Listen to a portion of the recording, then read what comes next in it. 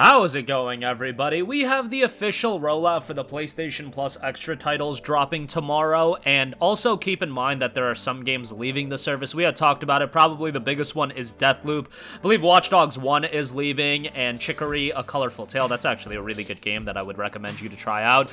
But obviously, a new wave of games are rotating in. A lot of excitement over Nier Replicant, some of the Star Ocean titles. However, I want to point your guys' attention to a game that I think all of you guys should play. It is a Japanese title. It's a game that I've talked up on this channel quite a lot, and that is Vanillaware's 13 Sentinels Aegis Rim. Really good timing as far as all of these Vanillaware games dropping on PlayStation Plus Extra, as Vanillaware just announced their most recent game, or their upcoming title, I should say, and that is the tactical RPG and Unicorn Overlord. That'll be coming out on March the 8th, but now's a good opportunity to play the Vanillaware titles if you are a Plus Extra subscriber. And Vanillaware, while they don't have franchises that they make, their games from a heart and soul standpoint really do embody a lot of the same elements, and obviously from a visual standpoint they have a lot of aesthetic similarities, and that goes true for 13 Sentinels Aegis Rim, which I think, personally speaking, is their best outing as far as all of the games they've put out. I enjoyed Odin Sphere. I thought Muramasa the Demon's Blade was tremendous. Dragon's Crown Pro, I wasn't crazy about that game, but it was pretty good, and 13 Sentinels I just think is on another level, even though I have my issues with this game, and even some notable ones, like I am not crazy about the battle system in this game. I think the battle system is fine, and you know what? A lot of people that I have talked to that enjoyed this game really did dig the battle system. It's more of a tactics-based system that you don't find in a lot of JRPGs, but I thought it was fairly mid in that regard. But that is the only element of this game that I didn't like, and I want to get that out of the way, and especially for a lot of you guys, you might end up enjoying that element, and even if you don't, from a narrative, character, design standpoint, soundtrack standpoint, this game is tremendous. Now, it is a story that takes a little bit of time to get going, but I also think it does a good job of introducing you to all of the characters, and by the 1 hour mark, you'll at least be intrigued by the game. It does have a big focus on time travel and that element, and I know that that scares a lot of people. I saw some of the comments when I initially talked about this game being like, bruh, time travel? That's always kind of a train wreck. That always has the potential for a story to go completely awry, fall all over the place, and, you know, have a lot of plot holes and things of that nature. I personally think 13 Sentinels Aegis Rim is a fairly easy game to follow throughout. You might be confused at times, but that's part of the game. You have to be confused because things are kept a mystery, but then when they come together later in the story, you're like, oh, this led to this happened because of this, XYZ, etc., etc.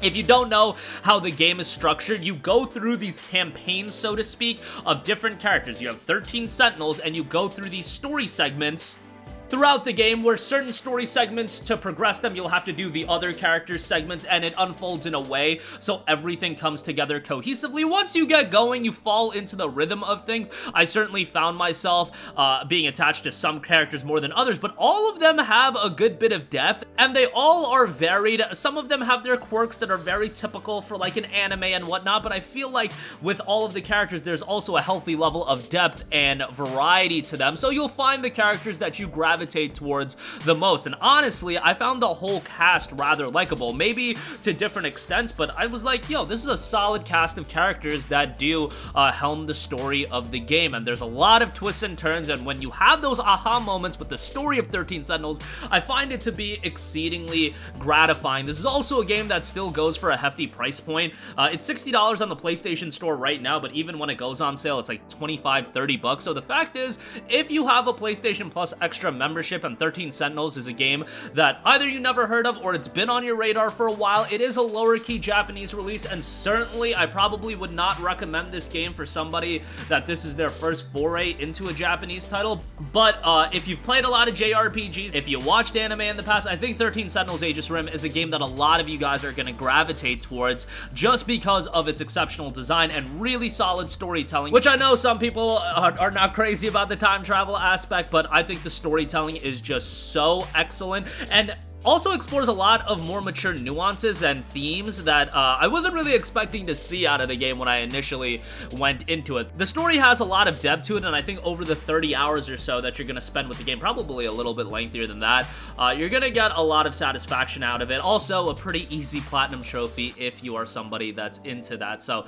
I would say 13 Sentinels Aegis Rim is one of the standouts for the month of September for PlayStation Plus Extra. I know the rhetoric for a lot of you guys has been, why is there so much Japanese emphasis on this Plus Extra update? And I get it. If you are not a fan of Japanese titles, Plus Extra is probably something you should just cancel. And I'm not gonna try to win you guys over in trying out Japanese games. If you're not a fan of Japanese titles, I would probably go, like, as far as I would go is check out Final Fantasy 16, because all of my boys that aren't into Japanese titles, that are more into Western games, the ones that have played Final Fantasy 16 all seem to really enjoy it, and that seemed to be a very good entry point for a lot of people. But 13 Sentinels isn't gonna be that. Nier Replicant absolutely is not gonna be that in terms of a game to get people into Japanese titles. You have to, you know, pick and choose your battles here in terms of what games to play. If anime aesthetics, if Japanese RPGs just aren't your forte, Final Fantasy 16 is a good starting point, but 13 Sentinels is a game that I think if you do like Japanese RPGs, it's a game that most of you guys are really, really gonna enjoy. And the storytelling style is so different than a lot of other games.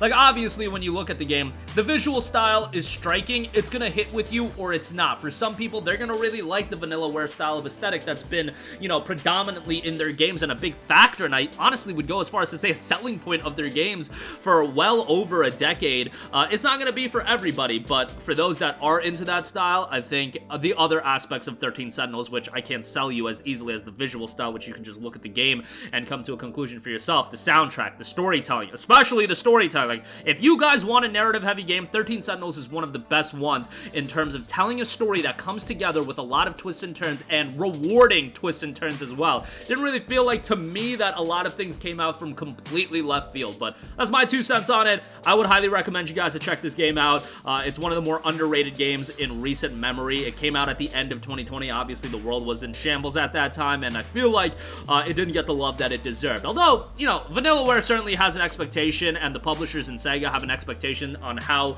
a game like this is going to perform, and they probably met their expectation. And now whoever's in charge, hopefully Sony's paying good money, because the other Vanillaware games are getting added as well. Odin Sphere as well as Dragon's Crown to Plus Extra. Unfortunately, we don't have a port of Murmasa the Demon's Blade outside of Rebirth on the PlayStation Vita, so still waiting on that one. But that'll do it for me. Sound off with all of your thoughts in the comment section down below. Thank you for watching, and goodbye.